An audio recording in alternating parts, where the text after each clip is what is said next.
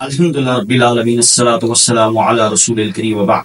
جیسا کہ آپ کو معلوم ہے کہ 8 فروری کو انتخابات ہیں اور ووٹ کی بڑی اہمیت ہے۔ یاد رکھیے اللہ تعالیٰ اس قوم کی حالت نہیں بدلتا جو قوم اپنے آپ کو نہ بدلے۔ ووٹ کی شرعی حیثیت کیا ہے؟ لوگوں کے ذہنوں میں یہ ہے کہ ووٹ کا دین کے ساتھ کوئی تعلق نہیں ہے۔ بھائیو، ووٹ کا دین کے ساتھ تعلق ہے، بہت گہرا تعلق ہے۔ اگر آپ ایک ایسے شخص کو انتخاب کرتے ہیں، متحد کرتے ہیں جس کے اندر فکر آخرت نہیں ہے، اللہ کا ڈر، اللہ کا خوف نہیں ہے، یاد رکھنا اگر آپ نے ایسے شخص کو انتخاب کیا تو اس کے اثرات دنیا میں بھی آپ کو بھگتنے پڑیں گے اور آخرت میں بھی اللہ کے آپ جواب دیں گے۔ خلاصہ یہ ہے، اپنا ووٹ کسی غلط آدمی کو دینے سے پہلے یہ سوچ لینا آپ ایک کبیرہ گناہ میں شریک ہو رہے ہیں، آپ نے اللہ کے ہاتھ جواب دینا ہے۔ اور یہ بھی آپ اپنے ذہن میں رکھ لیں، ووٹ دینا ایک شرعی ذمہ داری ہے۔ کسی اہل آدمی کو ووٹ دینے سے گریز کرنا شرعی جرم ہے، شرعی جرم ہے۔ اور نیک قابل امید کو ووٹ دینے کا فائدہ اس دنیا میں بھی آپ کو ملے گا اور آخرت میں بھی ملے گا۔ اب آئیں ووٹ کی شرعی حیثیت، اس کی 3 حیثیتیں ہیں۔ نمبر 1، ووٹ کی ایک حیثیت شہادت یعنی گواہی دینا۔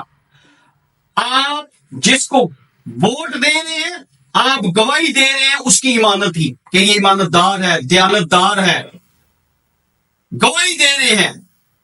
اور اللہ کے رسول صلی اللہ علیہ وسلم کے پاس ابو ذر آتے ہیں اور کہتے ہیں اللہ کے رسول مجھے عامل بنا دے، یعنی مجھے کوئی عہدہ دے دے، ٹھیک ہے، میں گورنر لگ جاؤں، اس طرح کی کوئی کہا۔ آپ نے ان کے کندھے پہ ہاتھ مارا اور کہا اے ابو ذر تو کمزور ہے، یہ منصب، یہ وزیر بن جانا، یہ صدر بن جانا، یہ MNA بن جانا، MPA بن جانا، کونسلر بن جانا، یہ مشیر بن جانا، یہ ایمانت ہے، اور یہ ایمانت قیامت کے دن شرمندگی رسوائی کا باعث ہوگی اگر تو اس کا حق ادا نہ کر سکا۔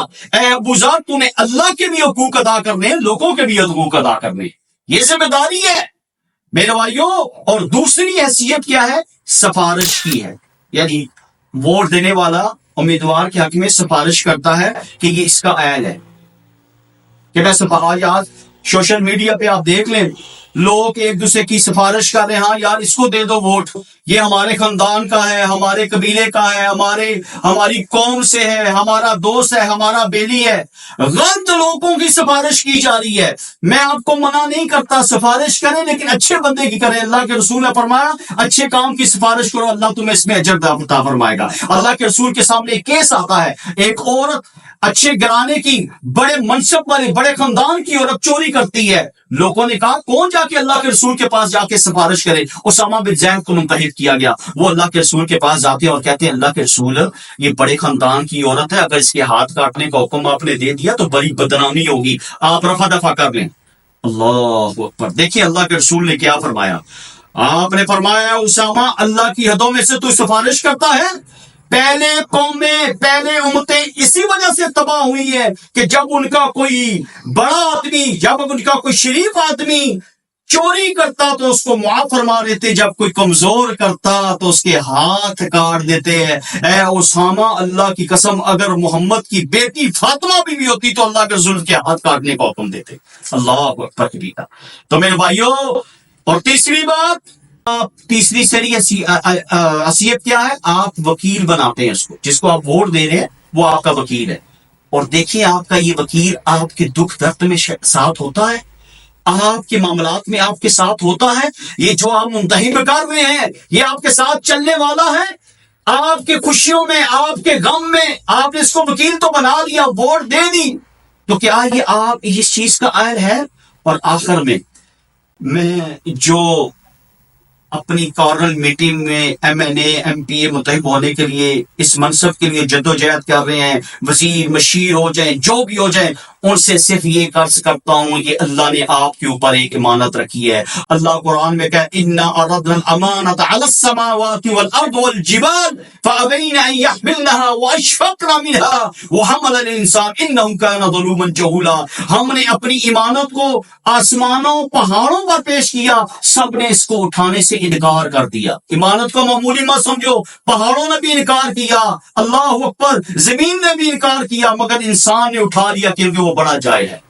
اور خدا را لوگوں کو جھوٹی تسلیاں مت دو. آج میٹنگیں ہو رہی ہیں, جلسے جلوس ہو رہے ہیں, بڑی بڑی گاڑیوں میں لوگ آتے ہیں, اور لوگوں کو ان غریب لوگوں کی خواہشات کے ساتھ مت کھیلو. اللہ کے لیے مت کھیلو.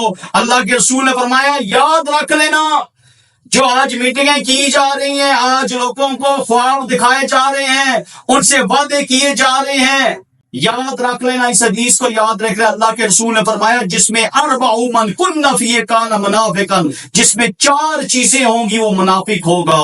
آپ نے فرمایا نمبر 1, سب سے پہلے جب بات کرتا ہے تو جھوٹ بولتا ہے, بات کرے جھوٹ بولے, وعدہ کرے وعدہ خلافی کرتا ہے, پورا نہیں کرتا. جب معاہدہ کرتا ہے تو بے وفائی کرتا ہے, جب جھگڑا کرتا ہے تو بد زبانی کرتا ہے. آج لوگوں کے ساتھ وعدے کیے جا رہے ہیں کہ جناب ہم یہ کر دیں گے, ہم اسکول بنا دیں گے, ہم یہ فلاں کر دیں گے. جھوٹی تسلیاں لوگوں کو دی جا رہی ہیں, لوگوں کے جذباتوں کے ساتھ کھیلا جا رہا ہے. خدا را ان کے ساتھ ایسا نہ کریں.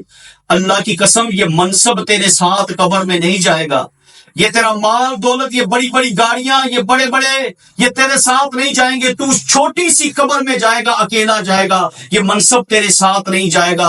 یاد رکھنا اللہ کے ہاں تو نے جواب دینا ہے. کیا پتا تجھے یہ 2 چادریں بھی نصیب ہوتی ہیں کہ نہیں ہوتی. حکمران وہ تھے, ان کی سیرتوں کو بھی یاد رکھنا. سیدنا ابوبکر کا جب دنیا سے رخصت ہونے لگے تو کہا لوگوں نے کہا تو آپ نصیحت کی, آپ نے کہا لوگوں کو کہا کہ آپ 2 چادروں میں مجھے دفن دینا. یہ چادریں نئی چادریں نہیں, وہ بھی پرانی میں. لوگوں نے کہا نئی چادری, اللہ نے آپ پر احسان کیے, مال دولت دیا ہے, نئی چادروں میں. کہا یہ نئی چادریں کسی کے مسلمان کے کام آ جائیں گی, مجھے پرانی چادروں میں دفن دے دینا. یہ حکمران تھے, ان کی حکمرانیت تھی. M P A M N A اس منصب کو لینے سے پہلے یہ بھی سوچ لینا اللہ کے ہاں تم نے جواب دینا ہے. سیدنا عمر کی وہ بات کو بھی یاد رکھ لینا, وہ بھی حکمران تھے. بیمار ہوئے, شہد کی ضرورت پڑ گئی. لوگوں نے کہا شہد پیئیں گے شفا ہوگی. شہد پاس نہیں تھا, بیت المال میں شہد تھا. کہا یہ میرا نہیں ہے, یہ شہد میرا نہیں ہے, لوگوں کی امانت ہے. خطبہ دیا اور کہا مجھے شہد کی ضرورت ہے, تمہاری اجازت ہو تو میں شہد لے لوں. اللہ اکبر. یہ حکمران تھے جنہوں نے, سید عمر نے کہا تھا اگر سمندر کے اس پار ایک بکری بھی مر جاتی ہے تو قیامت الدن عمر کو اس کا حساب دینا ہے. تو اللہ کے لیے لوگوں کی خواہشات کے ساتھ مت کھیلو, ان کی مجبوریوں کے ساتھ مت کھیلو, مت ان کو امیدیں دلاؤ. اللہ کے ہاں تمہیں جواب دینا پڑے گا. اللہ سے دعا ہے کہ اللہ تعالیٰ کہنے والے اور سننے والوں کو عمل کرنے کی توفیق عطا فرمائے. سبحان ربک رب العزت عما یصفون وسلام علی المرسلین والحمد للہ رب العالمین.